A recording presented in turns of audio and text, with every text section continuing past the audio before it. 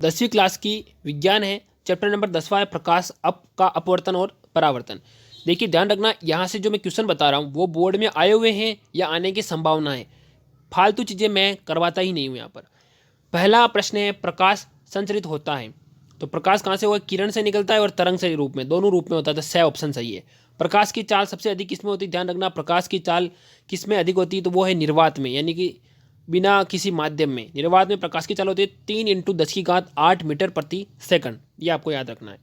अगला प्रश्न है प्रकाश किरण का परावर्तक पृष्ठ से टकराकर पुनः उसी माध्यम में लौट आना क्या कहलाता है? तो वो परावर्तन कहलाता है। नाम से पता चल रहा, प्रकाश आएगा, टकराकर फिर से चला जाएगा, उसको बोलेंगे परावर्तन। स्नेल का नियम आपको बताना है, तो स्नेल का नियम क्या है? प्रकाश के अपवर्तन के बारे में बताया है, sin I/sin R स्नेल का नियम है।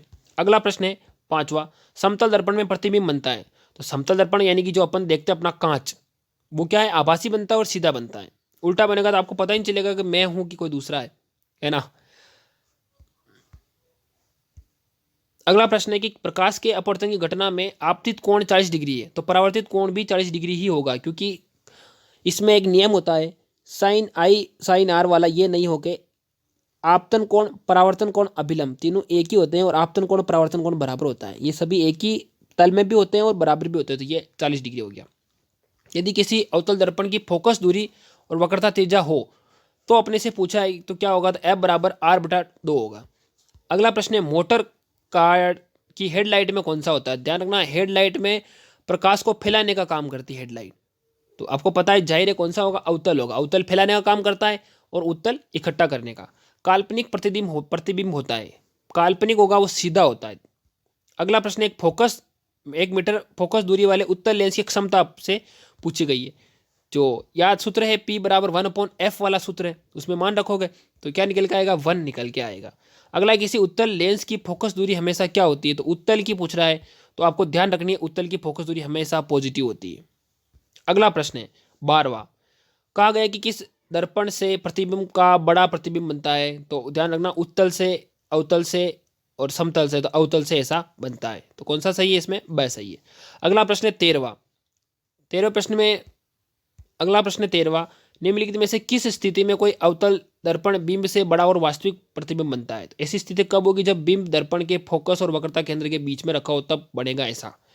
याद रखना 14 क्वेश्चन, निम्नलिखित में से किसके द्वारा निश्चित रूप से किसी दूरस्थ ऊंचे भवन की पूरी लंबाई का प्रतिबिंब देखा जा सकता है? तो पूरा प्रतिबिंब देखना है तो ऐसा केवल उत्तल लेंस के साथ ही, उत्तल दर्पण के साथ ही हो सकता है, तो इसमें ब ऑप्शन सही है। अगला पढ़ लेते हैं 15वां प्रश्न। 15वां प्रश्न हमसे क्या कहता है वो देख लेते हैं हम। 15वां प्रश्न हमसे यूं कह रहा है कि किस लेंस के द्वारा सिर्फ आभासी प्रतिबिंब बनता है? तो आभासी बनाना है तो वो उत्तल नहीं बना के अवतल बनाएगा।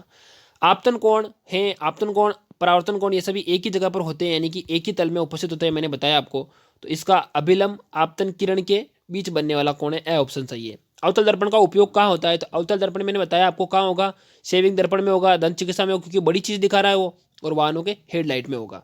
अगला प्रश्न है जल के अंदर डूबी हुई मछली वास्तविक गहराई से ऊपर उठी हुई दिखाई आपको लग रही है, तो ये ऐसा किसके कारण हो रहा है ये आपको बताना है। तो ऐसा अपवर्तन के कारण होता है। डायोप्टर क्या होता है? वो लेंस की क्षमता है, शक्ति है, उसको मापने का यंत्र है। अगला है अवतल लेंस के सामने या की वस्तु का प्रतिबिंब कैसे बनता है? अवतल का पूछ रहा है, इसलिए आभासी बनेगा और सीधा बनेगा।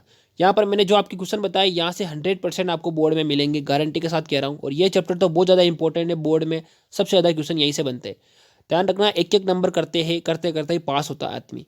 तो ध्यान, जिसको पास होना है सही में और जिसको आगे बढ़ना है और बोर्ड में एक भी नंबर नहीं कटाना है, तो वो इस वीडियो को जरूर देखें। मिलेंगे अगली वीडियो में इंपॉर्टेंट क्वेश्चन के साथ, तब तक अपना ध्यान रखें। जय हिंद।